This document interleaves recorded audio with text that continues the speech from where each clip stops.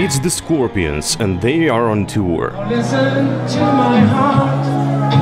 It says Ukrainian.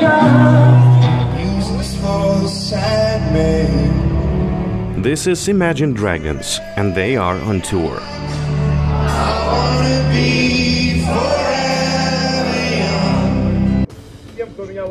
And this is Yevgeny Prigozhin. He's also on tour, though through Russian prisons and corrective colonies.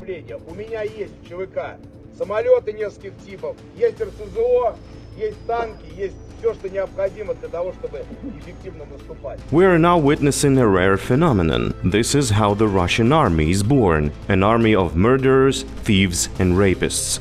Now, officially.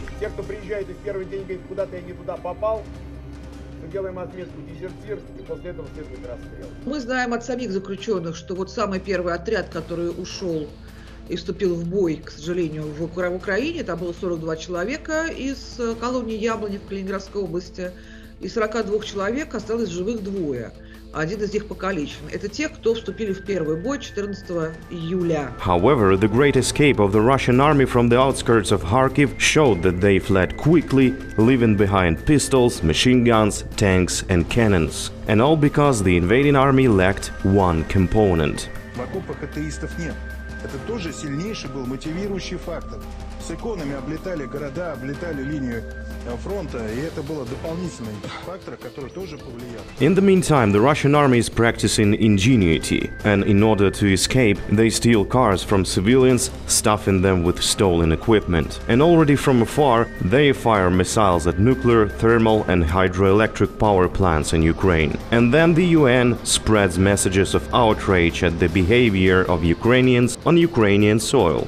Russian permanent representative to the UN, Vasily Nebenzia, said at a meeting of the Security Council that Russia is outraged by the help that the West is providing to Ukrainian special services in training saboteurs. When it seems that it's no longer possible to go lower, you need to remember about the Russian army. When it seems that you're unlucky, remember the governor of Krasnodar. He resigned to lead the occupied territories of the Kharkiv region 4 days before the Ukrainian army liberated this territory. Russia is a country of wild absurdity, with an endless arsenal of missiles that destroy civilian infrastructure, with an army of thieves and murderers who liberate Ukrainian cities from peaceful life, with rulers who invent their own history. Hunter Thompson may begin to applaud. This is a special blasphemy against the memory of Elizabeth II, who served in the rank of the territorial defense of the British armed forces, who fought the Nazis and their Ukrainian accomplices, Stepan Bandera and Roman Shukhevich.